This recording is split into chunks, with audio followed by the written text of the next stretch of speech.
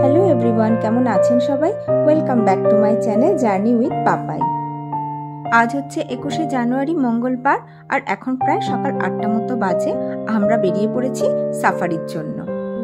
আমাদের সকাল 9টার সময় গরুমারা জঙ্গলের মেদলা ওয়াচ টাওয়ারের কার সাফারির বুকিং ছিল, যেটা আমরা অনলাইনে WBSFD এর সাইটে গিয়ে আগে থেকেই বুক করে রেখেছিলাম। আর এর জন্য আমাদের লেগেছিল পার হেড 280 টাকা করে। আমরা এখন যাচ্ছি লাটাগুড়ি NIC-তে, মানে লাটাগুড়ি কাউন্টারে। গরুমারা জঙ্গলে সকাল আর বিকাল মিলিয়ে মোট 4টি সাফারি হয়ে থাকে। সকালবেলা 6:30 থেকে 8টা, আর 9টা থেকে 10:30 হচ্ছে সাফারির টাইম, এবং বিকালবেলা দুপুর 1টা থেকে 2:30, আর 3:30 থেকে 5টা হচ্ছে বিকালবেলা সাফারির টাইম। এখন যেহেতু জানুয়ারি মাস শীতকাল, তাই আমরা 9টা থেকে 10:30টার সাফারিটা নিয়েছিলাম। চলুন তাহলে বেরিয়ে পড়েছি। লাটাগুড়ি কাউন্টারে পৌঁছাতে 10 মিনিটের বেশি সময় আমাদের লাগবে না। এই সাফারির বুকিং অনলাইন ছাড়া অফলাইনেও কিন্তু করা যায়, তবে সেক্ষেত্রে আপনাকে আপনার সাফারির টাইমিংয়ের একটু আগে কাউন্টারে পৌঁছাতে হবে। আর যদি মানুষজনের খুব বেশি ভিড় না থাকে, তাহলে অফলাইনেও অনায়াসে কিন্তু জঙ্গল সাফারি বুক করা যায়। আর এই যে রাস্তার দুপাশে বারাদিঘি টি গার্ডেন, এটি তো এখন আমার সাথে সাথে আপনাদেরও চেনা হয়ে গেছে। গরুমারা জঙ্গলে মেদলা ওয়াচ টাওয়ার ছাড়াও আরও বেশ কয়েকটি ওয়াচ টাওয়ার রয়েছে, যেমন Jatraprasad watch tower, Khunia watch tower এবং চুকচুকি ওয়াচ টাওয়ার। এই যে চলে এসেছি আমরা লাটাগুড়ি কাউন্টারে। গাড়িটা পার্কিং করা হয়ে গেছে।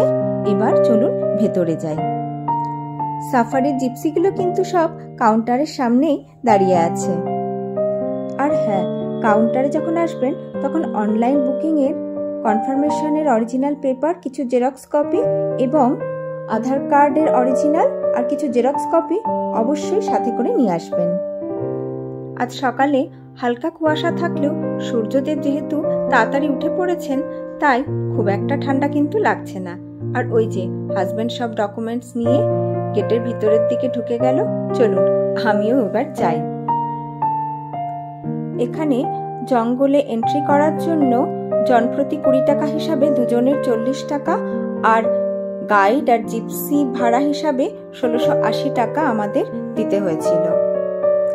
হাজবেন্ডের হাতে দুটো সবুজ কালারের যে প্যাকেট দেখতে পাচ্ছেন, সেটি ওনারা গরুমারা জাতীয় উদ্যানের বন প্রান্তবাসীদের তৈরি বনের ধূপ নামে দুটো ধূপকাঠি আমাদের সুভেনিয়ার হিসাবে দিয়েছিলেন। দিল জিপসির গাড়ির নাম্বার। হ্যাঁ, 1680 টাকা এখানে দিতে হবে। আচ্ছা, 1680। আর ওখানে যে 20 টাকা দিয়ে এন্ট্রি করলাম ওখানে। ওটা সুভেনিয়ার। সুভেনিয়ারে কি দিয়েছে? ধূপকাঠি। আচ্ছা, হ্যাঁ হ্যাঁ, স্মৃতি। খুব ভালো লাগলো বেশ। তবে সেদিন লাটাগুড়ির এই কাউন্টারে আমরা ছাড়া আর কোনো টুরিস্টকেই কিন্তু আমি দেখতে পাইনি। আমি ভাবলাম সবাই হয়তো 6:30 সাফারিতে জঙ্গলে ঢুকে গেছে, কিন্তু পরে গাইড দাদা আমাকে বললেন যে না, আজকের সকালের আমরাই হচ্ছি প্রথম এবং শেষ সাফারি। চলুন, এই যে আমাদের রাইনো 50 গাড়ি নাম্বার চলে এসেছে। এবার জিপসিতে উঠে পড়ি। এর পরের সব গল্প আমি কিন্তু আপনাদের গাইড দাদার কাছ থেকেই শোনাবো। আমাদের এই কাউন্টার থেকে 17 কিলোমিটার যাওয়ার পর মানে ওয়াচ টাওয়ার পড়বে আর কি। আচ্ছা আচ্ছা। আর এখান থেকে যাওয়ার পর আবার আছে মোষের গাড়ি। হ্যাঁ, ওই মোষের গাড়ি 60 টাকা পার হেড নেবে। ঠিক আছে। 500 মিটার, হ্যাঁ 500 মিটার যেতে হবে মোষের গাড়ি। ঠিক আছে। তারপরে ক্যাম্প থেকে আবার 100 মিটার হাঁটলে ওয়াচ টাওয়ার। ঠিক আছে। আমাদের গরুমারা জঙ্গল সাফারি আমরা শুরু করে দিয়েছি। দেখি লাকে কি আছে, কি দেখতে পাই। বেশ ঠান্ডা লাগছে। জিপসিগুলো দেখার চান্স আছে দাদা? হ্যাঁ, চান্স আছে। আচ্ছা, মানে ভোরবেলা থেকে এই টাইমটা বেটার, কারণ রোদ উঠে তো। হ্যাঁ হ্যাঁ, রোদের জন্য বেরিয়ে পড়ি। হ্যাঁ, ওই জন্যই আমরা ভাবলাম যে এইটাই বেটার হবে। আমরা শীতকাল বলেই একদম আর্লিতে নিলাম না। হ্যাঁ, একটু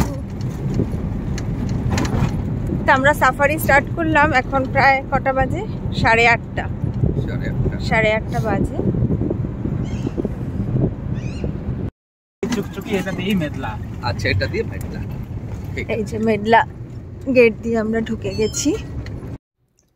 আমাদের আজকের এই সকালের সাফারির গন্তব্য হচ্ছে কালীপুর ইকো ভিলেজ। তারপর সেখান থেকে মোষে টানা গাড়ি করে আমাদের নিয়ে যাওয়া হবে মেদলা ওয়াচ টাওয়ার পর্যন্ত। এই মেদলা ওয়াচ টাওয়ার সাফারির বিশেষত্বই হচ্ছে মোষে টানা গাড়ির অভিজ্ঞতা অর্জন করা। এই গরুমারা জঙ্গলে 3টি ভিলেজে বন দপ্তরের ইকো কটেজ আছে, রামসাই ভিলেজ, ধূপঝোড়া ভিলেজ আর এই কালীপুর ভিলেজ, যেটিতে আজকে আমরা যাচ্ছি। আর গল্প করতে করতে আমরা কিন্তু অনেকটাই জঙ্গলের ভিতর ঢুকে গেছি। দেখেছেন জঙ্গলের ঘনত্ব কতটা বেড়ে গেছে। আর এই যে গাড়ির চাকা দিয়ে যে রাস্তাটি তৈরি হয়েছে জঙ্গলের ভিতরে, সেটি দেখতে যে কি সুন্দর লাগে। আর একটু যেতেই আমরা একটি বুনো শুয়োরের দর্শন পেয়েছিলাম, কিন্তু ক্যামেরাবন্দি করার আগে জঙ্গলে ঢুকে গিয়েছিল। এই মাত্র আমরা একটা ওয়াইল্ড বোর স্পট করতে পেরেছিলাম, কিন্তু ক্যাপচার করতে পারলাম না। জাস্ট গাড়ির আওয়াজে জঙ্গলে ঢুকে গেল, তো ফিঙ্গার ক্রস করে রেখেছি আমি। দেখি সামনে যদি আরো কিছু দেখতে পাই। এই তো এইবার দেখা পেয়েছি আমাদের জাতীয় পাখিটির। কি সুন্দর রং দেখুন, সত্যি এই ময়ূরটিকে দেখে আমার মনে হচ্ছে বন্যরা বনেই সুন্দর। সকাল থেকে যে পাখির ডাক শুনে যাচ্ছিলাম, এতক্ষণে তার দর্শন পেলাম। বুনো শুয়োর আর ময়ূরের দেখা মিললেও আমাদের চোখ দুটি কিন্তু গন্ডার আর জঙ্গলি হাতিকেই খুঁজে বেড়াচ্ছিল। এমনি এই এলিফ্যান্ট সাফারি এত বোধ, এটা কি কোর জঙ্গল মেনটা? কোরের মধ্যে যাচ্ছি। এটা কোরের মধ্যে আমরা ঢুকছি। ওকে, মানে আর ওই পাশে যেটা যাত্রা প্রসাদ, ওটা বোধ বাফার জোন না? যাত্রাটা হচ্ছে যাত্রা প্রসাদ থেকে যেটা পূর্ব দিকে যেটা দেখি গ্রাফলেনটা, হ্যাঁ হ্যাঁ, এই সাইডটা হচ্ছে বাফার জোন। ওকে, আর ওখানে একটা গেট লাগানো আছে, ওই ভেতরটা হলো কোর এরিয়া। আচ্ছা, ভিতরটা কোর এরিয়া, ওখানটায় বোধহয় সাফারি হয় না। না, হ্যাঁ, রাইট রাইট রাইট, হ্যাঁ ঠিক আছে, বুঝতে পেরেছি। সব দিকটা গাড়ি লোকজন গেলে জীবজন্তু খুব গ্রামের দিকে, হ্যাঁ হ্যাঁ, চা বাগানের দিকে চলে আসবে। হ্যাঁ হ্যাঁ, ঠিক, হরিণ শিকার করবে, শুয়োর শিকার করবে। ঠিক ঠিক। আর মেইনলি কি কি কি বেশি, মানে গাছ পাছগুলো কি বেশি পাওয়া যায়? ট্রিজ গুলো শাল সেগুনই বেশি কি আপনাদের এখানে? এখানে টোটাল আছে 280 রকমের। ঠিক আছে, শাল, সেগুন, জারুল আছে, কদম, লালি, উরফুকি, চিলনি, বার্কিং ডিয়ার, দুটো বার্কিং ডিয়ার আছে, বার্কিং ডিয়ার আছে, রাইট। দুখানা বসে আছে বার্কিং ডিয়ার। Yes, barking. একটু ওয়েট করে দিন।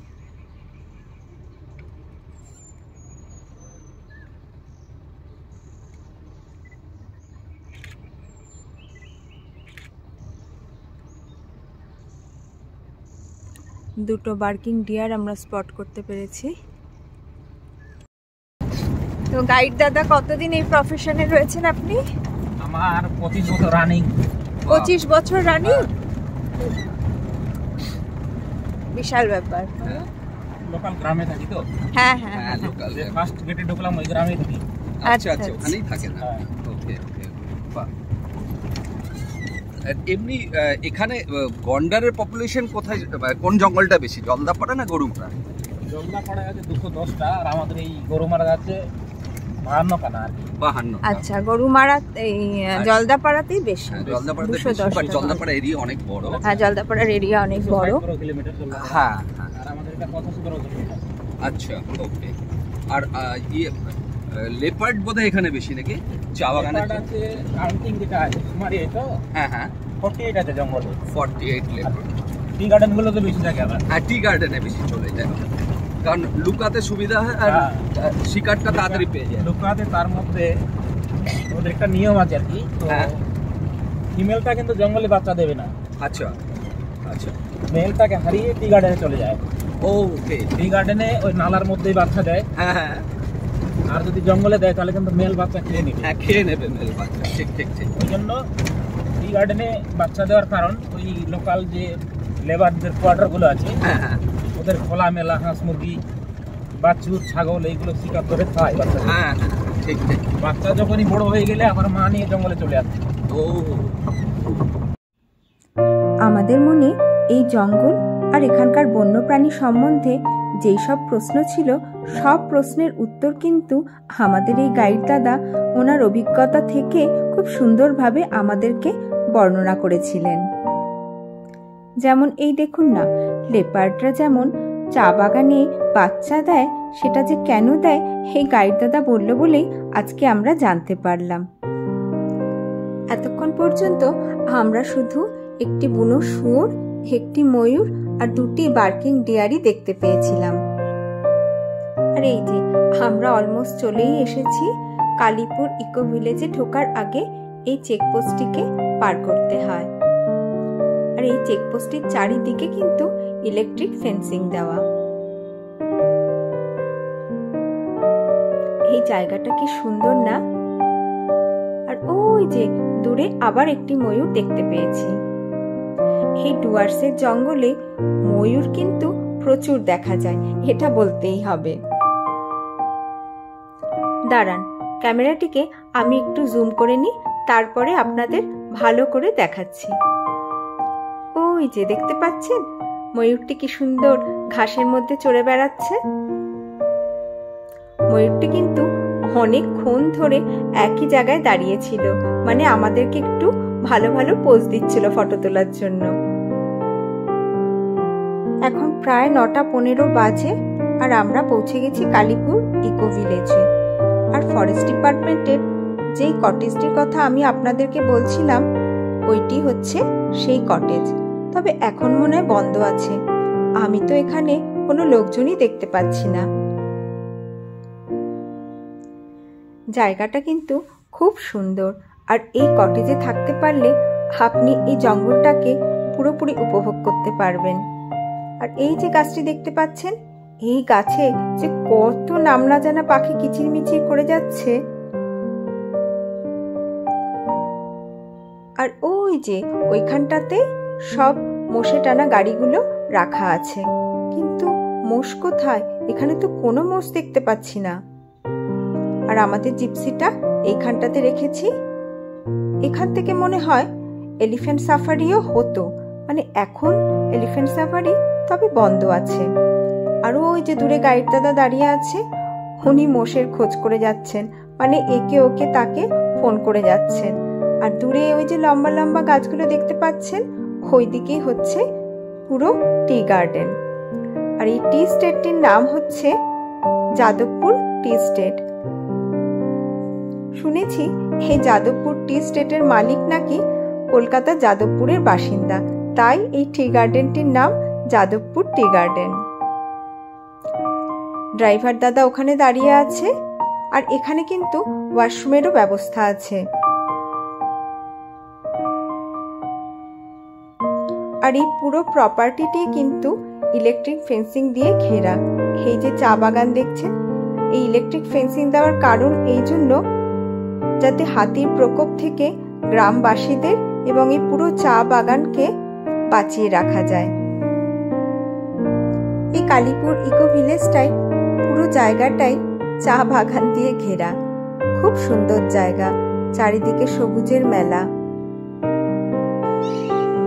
মোষ দিয়ে টানা গাড়িতে আমাদের আর চড়া হলো না, কারণ কোনো মোষ এখানে ছিল না, সবাই নাকি চলে গেছে। আসলে একদমই ভিড় নেই এখন, খুব খালি, মানে এই স্পটে অনলি আমরাই রয়েছি, আর কোনো জিপসি আসেনি, তো সেই জন্য ব্যাড লাক। তো আমরা এখন হেঁটে হেঁটেই ওয়াচ টাওয়ারের দিকে যাচ্ছি। আর এদিকে বিস্তর এরিয়া জুড়ে টি গার্ডেন, ভীষণ সুন্দর, মানে হেঁটেও যে আমরা যাচ্ছি না, এত সুন্দর টি গার্ডেন ডান দিকে, আর আমার হাতের বাঁদিকে হচ্ছে জঙ্গল, আর এই হচ্ছে ইলেকট্রিক তার দিয়ে ফেন্সিং করা, মানে সব মিলিয়ে জঙ্গলের ফিলিংসটা জাস্ট অসম, খুব ভালো। গাড়িতে আস্তে আস্তে গাইড দাদা আমাদের যে গল্প শোনালেন, মানে লেপার্ডরা কেন এই টি গার্ডেনে বাচ্চা পারে, সেইটি এখন আমি নিজের চোখে দেখছিলাম। ওই যে মাঝখানে ড্রেনের মতো গর্ত করা আছে, ওই জায়গাগুলিতে লেপার্ডরা তাদের বাচ্চা দিয়ে থাকে। মানে মেল লেপার্ডদের কাছ থেকে বাঁচানোর জন্যই ফিমেল লেপার্ডরা এখানে বাচ্চা দিয়ে থাকে। চলুন, গল্প তো অনেক হলো, আর ওই যে গাইড দাদার আমার হাজবেন্ড কতটা এগিয়ে গেছে, আমি এবার একটু তাড়াতাড়ি পা চালিয়ে ওদের কাছে পৌঁছাই। একদিকে টি গার্ডেন আর আরেকদিকে গরুমারা ন্যাশনাল পার্কের এই ঘন জঙ্গল, তার মাঝখান দিয়ে রাস্তা, সেটা দিয়ে হেঁটে আসার অভিজ্ঞতায় কিন্তু একটা অন্যরকম স্বাদ ছিল। এই যে চলে এসেছি এখন আমি মেদলা এলিফ্যান্ট ক্যাম্পে।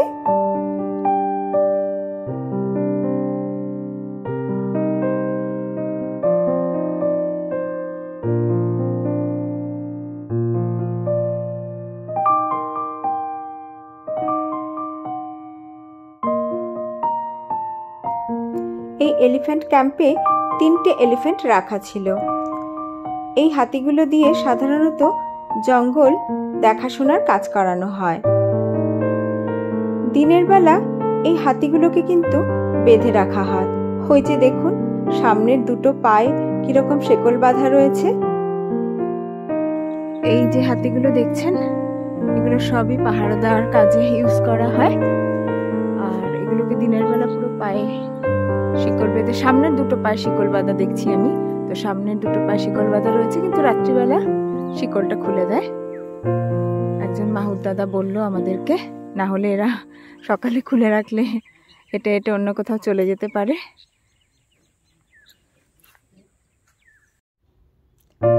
ফাইনালি আমরা আমাদের গন্তব্যে মানে মেদলা ওয়াচ টাওয়ারের উপরে উঠে পড়েছি।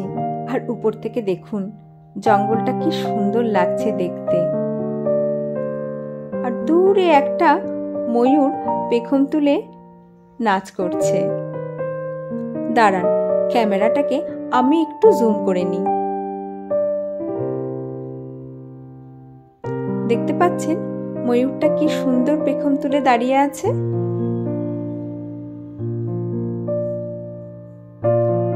আর এই পাশেই রয়েছে সল্ট পিট।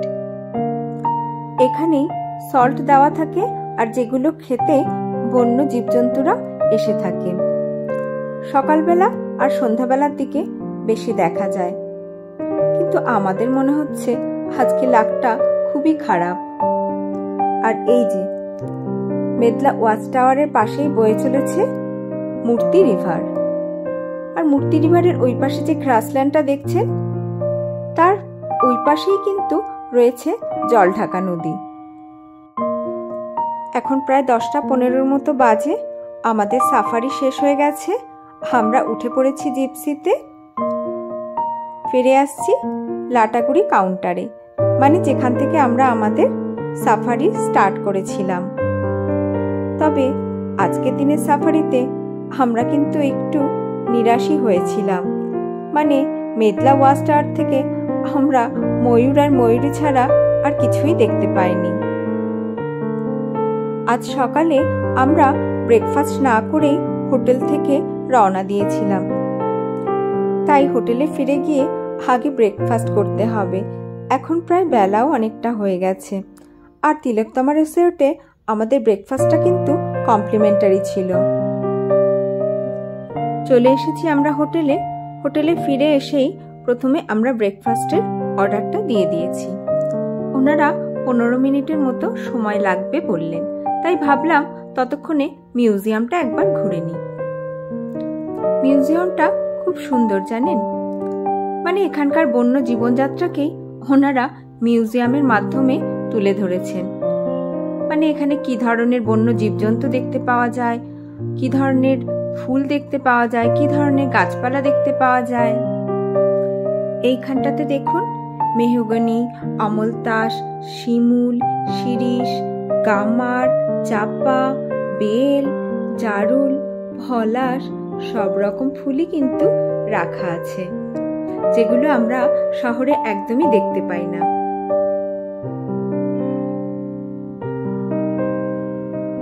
আর এই পাশে রাখা আছে কিছু পরিচিত আর অপরিচিত গাছের পাতা। চলুন, আমাদের মিউজিয়াম ঘোরা হয়ে গেছে। এবার ব্রেকফাস্ট টেবিলে যাই। এখন প্রায় 11টা 15 মতো বাজে। আজকেই আমাদের এই তিলকতামা রিসোর্টটি কিন্তু ছেড়ে দিতে হবে, মানে আজকে আমরা চলে যাব মূর্তি ট্যুরিজম প্রপার্টিতে। সেটাও কিন্তু ওয়েস্ট বেঙ্গল গভর্নমেন্টেরই প্রপার্টি। আজকে রাতটা আমরা মূর্তি নদীর ধারেই থাকব। কমপ্লিমেন্টারি ব্রেকফাস্টের মধ্যে হাজবেন্ড নিয়েছিল লুচি তরকারি আর আমি নিয়েছিলাম ব্রেড বাটার টোস্ট, আর দুজনেই ডিমের পোচ নিয়েছিলাম, আর তার সাথে ছিল রসগোল্লা আর কলা। হেভি ব্রেকফাস্ট করে তারপরে রুমে গিয়ে গাড়িতে সব মালপত্র রেখে দিয়ে আমরা এখন এই ভাইটির সাথে যাচ্ছি পুকুরে মাছ দেখতে। ওই যে গতকালই ভাইটি বলেছিল সামনেই একটু পুকুর আছে আর সেখানে প্রচুর মাছ আছে, সেইটি এখন দেখতে যাচ্ছি। আর এই যে সামনে বিল্ডিংটা দেখছেন, যেটা এখন অনেকটাই ভেঙে চুরে গেছে, এটি আগে পুরনো ক্যান্টিন ছিল। যখন ট্যুরিজম আসলো তখন এই ক্যান্টিনটি বন্ধ করে দেয়। আর এর পেছনেই রয়েছে সেই পুকুর যেখানে আমরা এখন মাছ দেখতে যাচ্ছি। ভাইটি যেই মাছের খাবার পুকুরে ঢাললো, অমনি এক গাদা মাছ এসে খাবারগুলো খেতে শুরু করে দিল। ওই রুই, কাতলা, মৃগেল আর বেশ কিছু কালারফুল মাছও ছিল।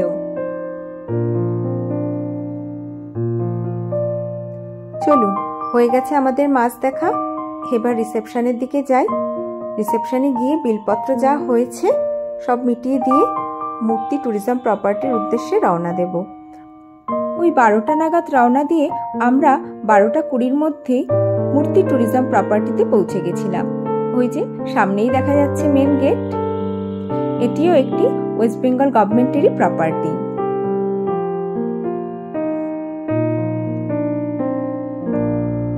আর ওই যে সামনেই রয়েছে ওনাদের রিসেপশন এরিয়া। আজকে ধূপঝোড়া ক্যাম্প থেকে আমাদের বিকালবেলা এলিফ্যান্ট সাফারির বুকিং আছে। আর এই এলিফ্যান্ট সাফারির অভিজ্ঞতা কিন্তু আমাদের ছিল দুর্দান্ত। সেই ভিডিওটি আমি নেক্সট ভিডিওতে আপনাদের সাথে শেয়ার করব। তাহলে আজকের ভিডিওটি আমি এখানেই শেষ করছি। যদি ভিডিওটি ভালো লেগে থাকে তাহলে লাইক, শেয়ার আর সাবস্ক্রাইব করার অনুরোধ রইল।